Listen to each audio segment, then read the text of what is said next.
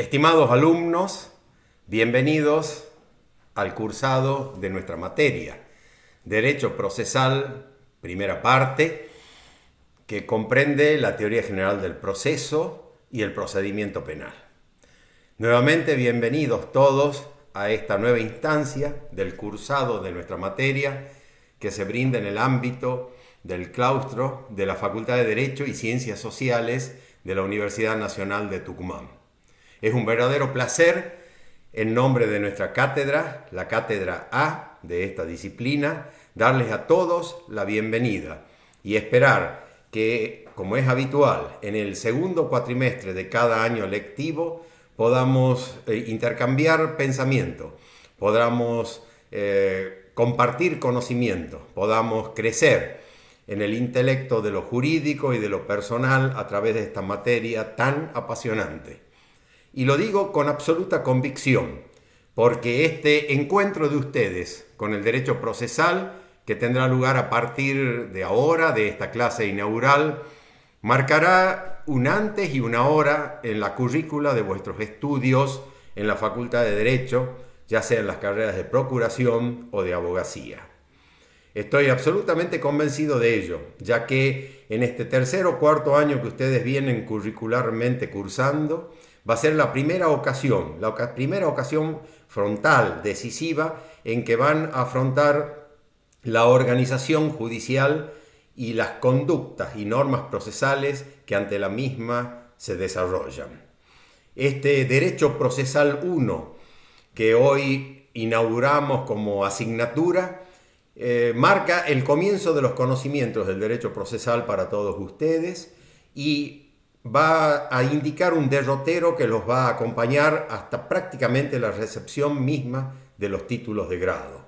En efecto, porque en esta asignatura, y voy a ampliarlo en unos minutos, ustedes van a apreciar un programa compuesto en forma de mosaico entre los principios generales de lo que se llama la teoría general del proceso, aplicable a todos los procedimientos judiciales, y en una segunda parte el desarrollo específico del enjuiciamiento penal, o sea, de las normas contenidas en el Código Procesal Penal de la provincia de Tucumán. Y para hacer un raconto futurista, si me permiten, luego ustedes, a partir del año que viene, desarrollarán el proceso civil a lo largo de una materia denominada Derecho Procesal Segunda Parte, el proceso civil y comercial. Luego verán el proceso sucesorio en Civil Quinto, en Derecho de Familia y Sucesiones. Verán el proceso contencioso administrativo dentro de la materia Derecho Administrativo. Verán el proceso laboral como un contenido desarrollado justamente en esa materia, en la materia Derecho Laboral de nuestra facultad. Y verán también el derecho procesal de quiebras, en Derecho Concursal 3, en concursos y privilegios. Y por si esto fuera poco, desarrollarán también en el último segmento de vuestras carreras el Instituto de Enseñanza Práctica o la enseñanza curricular práctica sobre el proceso, con la atención de ese consultorio jurídico gratuito que tiene montada la Facultad de Derecho y que permite que ustedes desarrollen la experiencia inédita de atender consultas, de atender casos y efectuar su seguimiento procesal ante los tribunales provinciales. Todo ello engloba entonces una perspectiva curricular del plan de estudio sobre el ámbito del derecho procesal. Y lo hacemos con plena convicción de que se trata de un conocimiento transversal. En ocasión de reformularse los dos últimos planes de estudio que se encuentran actualmente vigentes en nuestra facultad, fuimos firmes defensores del conocimiento transversal del derecho procesal, así también entendido por quienes se encargaron de organizar el plan y la currícula y los contenidos, y por los invitados foráneos que nos trajeron su experiencia de otras universidades del país. Ese conocimiento transversal del derecho procesal atraviesa entonces gran parte del plan de estudio, al igual también que otros conocimientos liminares de nuestra formación jurídica, cual es la asistencia, defensa y conocimiento de los derechos humanos, y también lo que hoy constituye la ius filosofía, la deontología, la filosofía del derecho. Conocimientos que, bien digo, son transversales y que los acompañan en la formación profesional de grado que ustedes están adquiriendo. Muy bien, retorno un poco al comienzo y a la presentación inicial. Ustedes han manifestado su inscripción en esta materia, Derecho Procesal 1, en la Cátedra A, que tiene el programa específico que acabo de indicar. Ese programa que desarrollaremos a lo largo de 14 unidades en este cursado virtual que hoy comienza, contiene dos segmentos bien diferenciados, que ya se los he anunciado a ustedes: la teoría general del proceso y el desarrollo de los aspectos y tópicos más importantes del enjuiciamiento penal en la provincia de Tucumán a través del estudio de su Código Procesal Penal. Esos son los dos aspectos que ustedes van a ver a lo largo del dictado de esta materia que hoy comienza. Y ustedes han ejercitado también, por cierto, una opción que significa de alguna manera haber elegido, haberse inscrito en nuestra asignatura cuando también disponían de la opción curricular de inscribirse en la cátedra B de nuestra misma materia, Derecho Procesal 1, en donde el estudio del derecho procesal penal fundamentalmente se efectúa con otra profundidad, con otros contenidos y con otras valoraciones.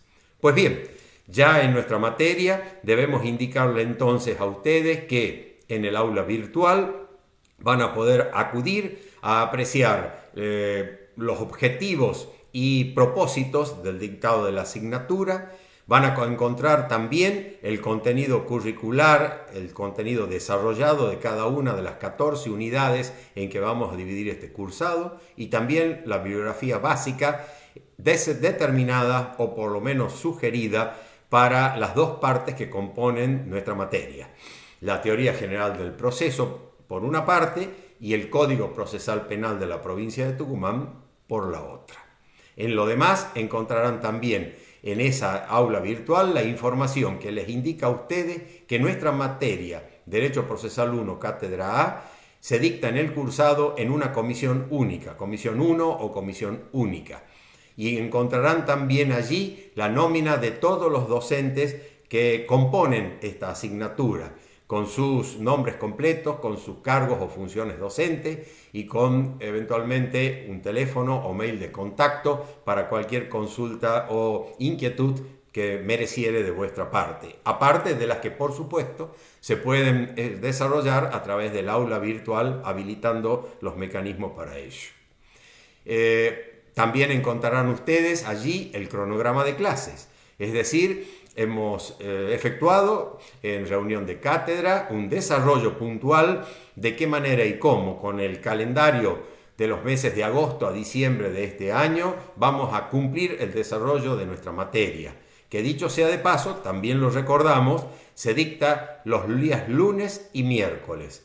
Los días lunes encontrarán ustedes la clase virtual respectiva a las 10 de la mañana. En tanto, los miércoles las van a encontrar a las 16 horas. Y a partir del horario de los días que hemos propuesto en el cronograma, la accesibilidad de cada uno de ustedes a dichas aulas subidas al aula virtual para el momento de estudio, de repaso o relectura que estimen pertinente. Muy bien, efectuado entonces ese análisis de presentación de lo que es la parte, diríamos, organizativa de la cátedra, cabe en estos primeros momentos, en este primer encuentro con ustedes, desarrollar 2 o 3 líneas directrices que los ubiquen acerca de los contenidos que vamos a desarrollar en nuestra materia. Lo primero que tienen que saber, digamos, desde un punto de vista conceptual, es que el derecho procesal en tanto que tal y en nuestras materias de grado comprende el estudio del funcionamiento del Poder Judicial y de las conductas y actividades que en ese Poder Judicial se desarrollan por todos los sujetos intervinientes en el mismo. Y efectúo una distinción importante y notoria, la primera distinción conceptual que tienen ustedes que tener al abordar esta materia. Dije, funcionamiento y estructura del Poder Judicial, y dije conductas y actividades que desarrollan los sujetos comprendidos en el proceso mediante el ejercicio de las normas de los códigos de procedimiento. ¿Esto qué indica? Que ustedes van a abordar a lo largo de toda nuestra materia dos aspectos del derecho procesal. El aspecto estático u orgánico, por un lado, y el aspecto dinámico o conductual, por el otro. Y si han seguido el hilo de mi pensamiento, podrán rápidamente inferir que el aspecto estático, el aspecto organizativo, el aspecto estructural, está dado por la organización del Poder Judicial.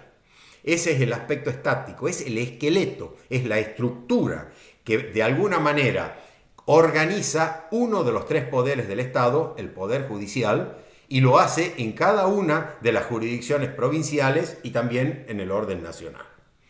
Entonces, primera idea conceptual, la estructura, la organización, el modo en que está montado presupuestaria y funcionalmente un poder judicial determinado es lo que denominaremos la estructura estática del mismo o también orgánica. Y para abrevar y saber de qué se trata, tenemos que recurrir fundamentalmente a lo que se denominan leyes orgánicas de los tribunales o ley orgánica de los tribunales y, en algunos casos, también pinceladas en los textos constitucionales. O sea, que para poder conocer de qué manera y cómo se encuentra organizado un poder judicial determinado, debemos recurrir en nuestra república a la ley orgánica de los tribunales de que se trate y a algunas normas constitucionales de los respectivos ordenamientos. Allí encontraremos de qué modo está estructurado un poder judicial, cómo es su corte u órgano superior, cómo son los tribunales de alzada, las cámaras de apelaciones, cómo está organizado el grado, es decir, el nivel de los jueces o juzgados, qué oficinas auxiliares conocemos, cómo está organizado el Ministerio del Menor y Pupilar, cómo el Ministerio de la Defensa, cómo el Ministerio Público Fiscal, cuáles son las oficinas auxiliares como las oficinas de superintendencia, designación de peritos y de sorteos, morgue judicial, en fin, las distintas estructuras que hacen posible el funcionamiento del Poder Judicial, de qué manera y cómo el mismo se encuentra organizado. Repito, eso lo encontramos en las leyes orgánicas de los tribunales y algunas pinceladas o directrices generales también en las respectivas constituciones, provinciales o nacional. Ese es el aspecto estático. Pero por otro lado tenemos también el aspecto dinámico, el aspecto conductual, lo acabo de decir. Es decir, de qué manera y cómo los sujetos protagonistas de las actividades judiciales deben desarrollar sus conductas, sus actividades y sus posibilidades jurídicas para el desarrollo de la actividad jurisdiccional. Y eso se encuentra regulado en los códigos de procedimiento o códigos procesales, que divididos por fueros o por materia, están organizando ese tipo de actividad en cada una de las circunscripciones provinciales.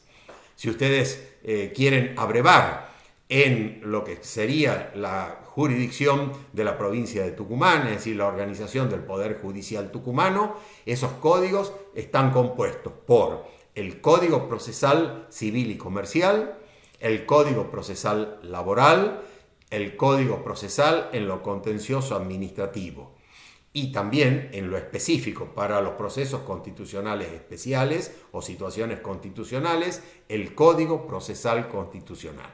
Es decir, ustedes disponen ahí de un bagaje de 4 códigos, y el Código Procesal Penal, 5 códigos procesales que por fuero van organizando entonces las conductas y las actividades que deben cumplirse por los justiciables y por los jueces ante los respectivos tribunales. Repasemos entonces: civil y comercial, laboral, contencioso administrativo, penal y procesal constitucional. Los 5 ordenamientos procesales con que cuenta nuestra provincia de Tucumán, dividiendo así ese tratamiento por fueros y por instancias. Muy bien, ¿Qué indican o qué de alguna manera regulan estos códigos de procedimiento que van a ser materia de estudios de ustedes a partir de esta materia y de allí en adelante? Regulan las condiciones de tiempo, lugar y modo en que los justiciables, por un lado, es decir, actor y demandado, los que peticionan justicia, por un lado, y los que resuelven o dictaminan en la estructura del Poder Judicial por otro, o sea, los jueces y demás oficinas de intervención judicial voluntaria u obligatoria, deben desarrollar dichas conductas. O sea, condiciones, repito, de tiempo, lugar y modo. De tiempo quiere decir que siempre en materia procedimental todo debe cumplirse en base a plazos y a condiciones temporales, en un tiempo oportuno determinado. De modo porque esa presentación debe efectuarse de acuerdo a cómo lo reglamentan los códigos de procedimiento en cuanto a la estructura de los escritos, a la modalidad de firma digital o de expediente digital o de soporte escrito, al desarrollo de las actas de las audiencias y su modo de incorporar al proceso, etcétera, etcétera. Es decir, las condiciones en las cuales esas actividades se cumplen. Y en tercer lugar, el lugar que implica el fuero, instancia, juzgado, cámara, corte, ministerio público, etcétera, donde esa actividad debe cumplirse, los cuales se encuentran organizados por la ley orgánica, por un lado en la especialidad de un fuero determinado y por otro lado en su número y competencia en razón del turno, que hoy estudiaremos oportunamente cuando estemos desarrollando justamente la bolilla 8 de competencia. Muy bien, en estos minutos entonces he procurado esa idea inicial. En el derecho procesal, en esta materia que hoy comenzamos, vamos a estudiar la organización judicial por un lado, aspecto estático, organizativo, y por otro lado las normas de conducta o procedimentales que justiciables y jueces y magistrados deben desarrollar imperativamente para esa conducta de la actividad jurisdiccional. Primera distinción importante y primer concepto que quiero que ustedes graben en estos momentos iniciales del cursado. En segundo término, la segunda idea fundamental es que en el abordaje del derecho procesal también efectuamos un abordaje con bisturí a fondo en lo que es el federalismo constitucional de la República Argentina. ¿Qué quiere decir eso? Que en el derecho procesal tiene vital importancia cómo se encuentra organizada políticamente nuestra patria, nuestra república. Y para ello debemos abrevar en el artículo 1 de la Constitución Nacional, que nos dice sabiamente que la nación argentina adopta para su gobierno la forma representativa, republicana y federal. De estos tres términos que he indicado para ustedes, hay dos que interesan específicamente en el ámbito del derecho procesal. Eliminemos el que no interesa, el de representatividad, que es el concepto republicano de renovación periódica de las autoridades mediante sufragio, lo que normalmente conocemos como democracia electiva, y que en sí mismo no se aplica a la estructura jurisdiccional o a la estructura del Poder Judicial, por cuanto su mecanismo de designación es diverso y distinto. Lo de representatividad tiene que ver con la renovación periódica que en toda república ocurre en los otros dos poderes del Estado, es decir, en el Poder Ejecutivo y en el Poder Legislativo. Es más, en este año 2021 es bien sabido que en pocos días y en pocos meses seremos convocados a una renovación parcial de uno de esos tres poderes, que es el Poder Legislativo en el orden nacional, las elecciones de medio término, como se denominan. Pues bien, allí estará vigente y estará aplicándose entonces la palabra representativo, que en el concepto del republicanismo constituye esa idea de renovación periódica de los representantes del pueblo elegidos por sufragio. Muy bien, ese término es de índole política y se aplica a los otros dos poderes del Estado. Pero si abrevamos en los dos términos que interesan a nuestra materia, estaremos poniendo el bisturí en lo de federal y en lo de republicana. Es decir, lo republicano de alguna manera tuvo que ver con lo que acabo de explicar hace unos minutos, con la organización de un poder judicial diferente, autónomo, independiente de los otros dos poderes del Estado. Lo de republicano explica, por otra parte, que exista un poder judicial en nuestro país y que ese poder judicial, en la concepción alberdiana de la Constitución e ideológicamente montesquiana de equilibrio de poderes, implica entonces tres poderes que se reparten las funciones de gobierno. Uno para administrar, el poder ejecutivo; otro para legislar y de alguna manera determinar las normas jurídicas, el poder legislativo; y un tercero para interpretar y aplicar dichas normas y efectuar a su vez el contralor de la actividad de los otros dos poderes, que es el poder judicial. Entonces, lo de república, la forma republicana que indica nuestro artículo 1, nos está indicando que en esta materia de derecho procesal y a través del estudio de la función judicial vamos a tratar de analizar de qué manera y de cómo se cumple esa función tripartita, esa función prima facie equilibrada que garantiza la vigencia de los derechos y el equilibrio de poderes en nuestro país. Y finalmente la tercera palabra, a la cual hacía mención hace unos minutos, el vocablo federal, que en nuestra materia de derecho procesal tiene un impacto formidable, porque en nuestra materia el aspecto federal de la organización de nuestro país determina que cada una de las provincias ha reservado en aquel pacto fundacional de 1852-1853, en que se sancionó nuestra constitución histórica, que, repito, las provincias han reservado para sí su propia organización de justicia. Esa ha sido una cláusula de reserva expresa, no delegada a la función del gobierno central, lo cual determina entonces que en cada una de las provincias, incluso en la ciudad autónoma de Buenos Aires o Cava, deba regir, para que impere la Constitución, un poder judicial local, autónomo e independiente, diferente del poder judicial de la nación, o también denominado justicia federal, que está en el órbita del Poder Ejecutivo Nacional y su reglamentación pertinente. Entonces, lo de federal nos indica la coexistencia de dos ordenamientos judiciales en el ámbito de nuestra provincia. Por un lado, la justicia ordinaria o provincial, a imagen y reflejo del mandato constitucional, y por otro lado, la justicia federal o nacional, también a imagen y respeto de nuestra Constitución Nacional, cumpliendo funciones diferentes, con competencias diferentes, con presupuestos y funcionarios diferentes. De modo tal entonces que esa coexistencia es uno de los aspectos más medulares y también más interesantes de nuestra asignatura, porque determina de qué manera y cómo el ciudadano, los poderes públicos, los entes oficiales, etcétera, deben recurrir a uno u otro ordenamiento según normas de competencia que regulan este aspecto en particular.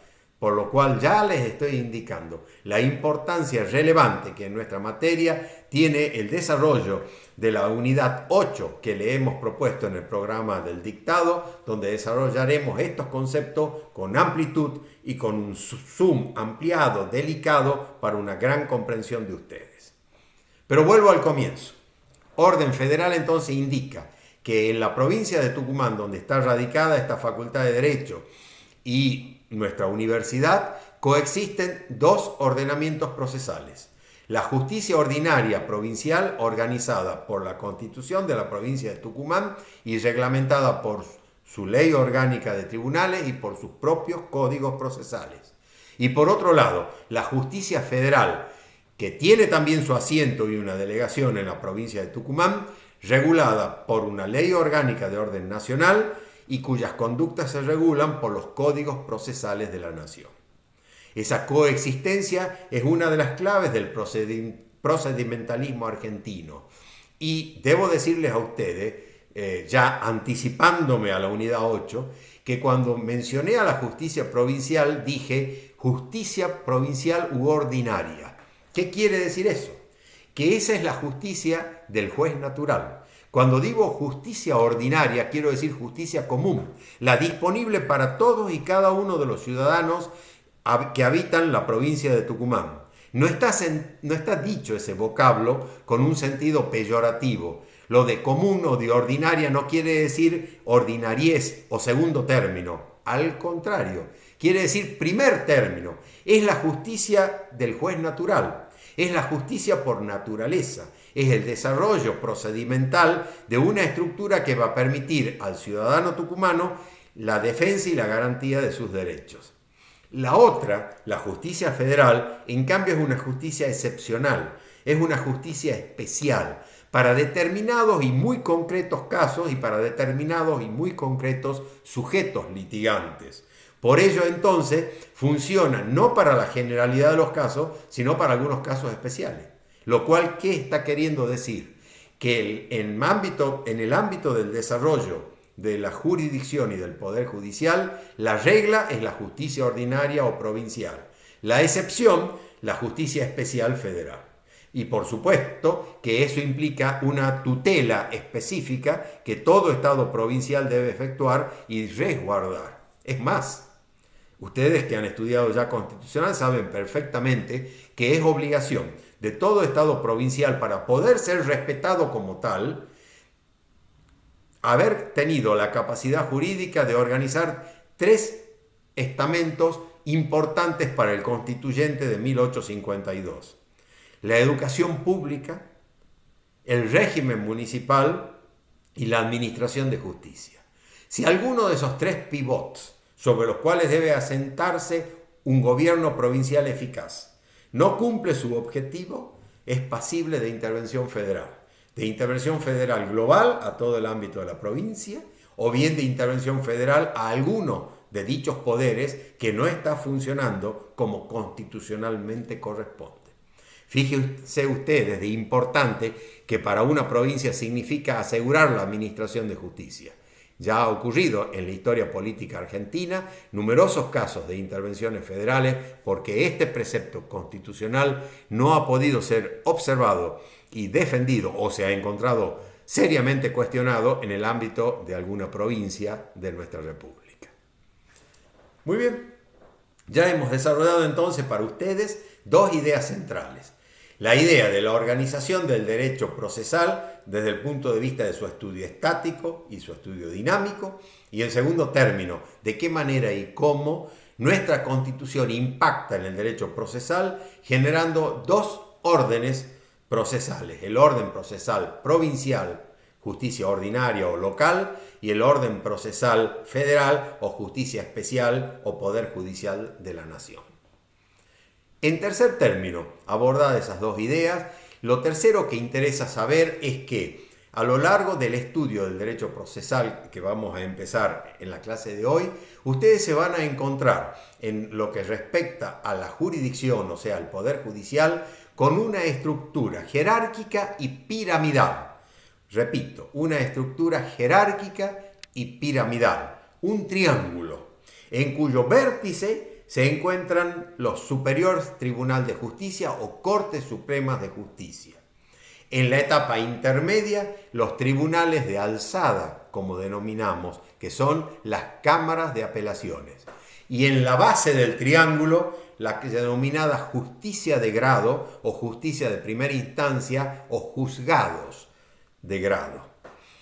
¿Qué quiere decir esto?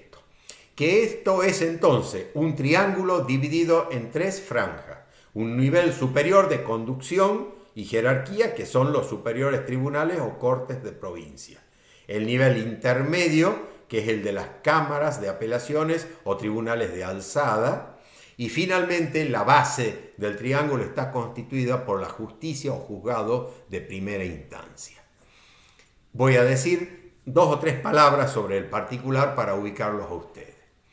Ya lo vamos a ver en la bolilla de competencia, justamente, esa unidad clave de nuestra materia, que la mayor parte, el gran porcentaje mayoritario de las acciones judiciales, de las demandas, de las peticiones de los justiciables, ingresan en lo que se denomina justicia o juzgado de primer grado o de primera instancia, que es donde están los jueces. Ese es el nivel inicial para el desarrollo de una actividad jurisdiccional. Por eso también se denomina primera instancia o justicia de grado, que quiere decir iniciática, y está a cargo de jueces. El juez en la expresión más técnica y acertada de la palabra.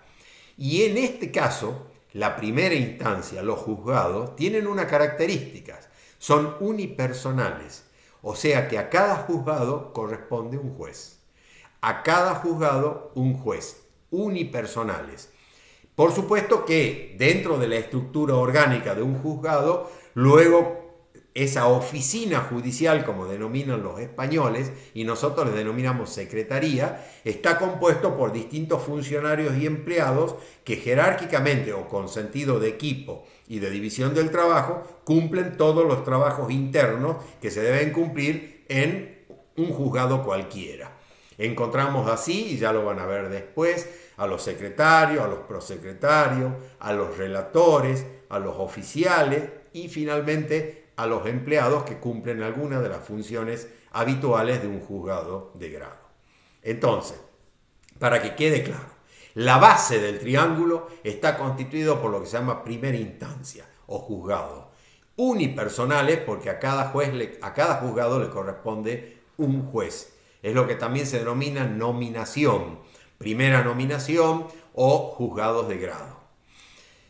En segundo término, en el estrato intermedio del triángulo se encuentran los tribunales de alzada o cámaras de apelaciones, que como su nombre mismo lo indica, son aquellos tribunales que van a conocer, van a intervenir cuando luego de una resolución de los juzgados de grado, de los jueces, alguien disconforme interpone un recurso de apelación y entonces la instancia superior, que por eso se llama segunda instancia o alzada, va a conocer y decidir sobre la justicia o injusticia del fallo anterior, otorgando o no la razón al apelante respectivo.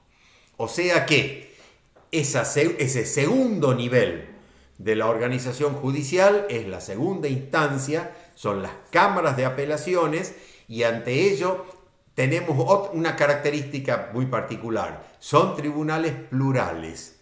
Es decir, ya salimos del unipersonalismo de los jueces para entrar en un ámbito de tribunales plurales, por eso está compuesta en su mayor parte por 3 miembros o en algunos casos por 2, las salas que van conformando las cámaras de apelaciones. Siempre los tribunales de alzada en nuestra organización judicial están compuestos por tribunales plurales, de 2 o 3 miembros, depende del caso y de acuerdo a cómo lo ha regulado la ley orgánica de los tribunales. Se denomina alzada en el lenguaje español decimonónico porque están arriba, es lo que es superior, digamos, jerárquica y procesalmente a los jueces de grado. También entonces denominada segunda instancia, cámaras de apelación o tribunales de alzada. Y finalmente, en el tercer nivel, en el tercer escalón de una organización judicial en Tucumán y en toda Argentina, porque el modelo se encuentra replicado y copiado en todos los ámbitos de la República, encontramos la cabeza del Poder Judicial o Superior Tribunal de Justicia, como se denomina en algunas provincias, o bien Suprema Corte de Justicia, como se denomina en otras. Ese Superior Tribunal o Corte Suprema es la cabeza del Poder Judicial respectivo, es jerárquicamente el Tribunal Superior, al cual llegan determinados y especialísimos casos, casi siempre por vía de recursos extraordinarios que vamos a estudiar también en su momento y que permiten de alguna manera un contralor sobre toda la estructura del Poder Judicial. Esas cortes o superiores tribunales de justicia también son tribunales plurales, no son unipersonales, son tribunales plurales y cada ley orgánica va determinando su composición y funciones. En el caso de la provincia de Tucumán, se denomina Corte Suprema de Justicia y está compuesta por 5 vocales o 5 jueces de corte y 2 ministros públicos, el ministro público fiscal y el ministro público de la defensa y del menor. O sea que técnicamente diríamos, también presupuestariamente y desde el punto de vista jerárquico, tenemos 5 vocales o jueces de corte y 2 vocales o jueces equiparados presupuestariamente y jerárquicamente en los respectivos ministerios público fiscal y público de la defensa y del menor. Esa es la estructura de la Corte Suprema de Justicia de la provincia de Tucumán, que para la mejor organización de su función divide su actividad en 2 grandes ámbitos a cargo también de 2 secretarías. Una es la Secretaría Judicial, que es la que conoce específicamente por vía de recurso de inconstitucionalidad o recurso de casación en los temas judiciales específicos, y otra es la Secretaría de Superintendencia, que es el ámbito de la administración del poder.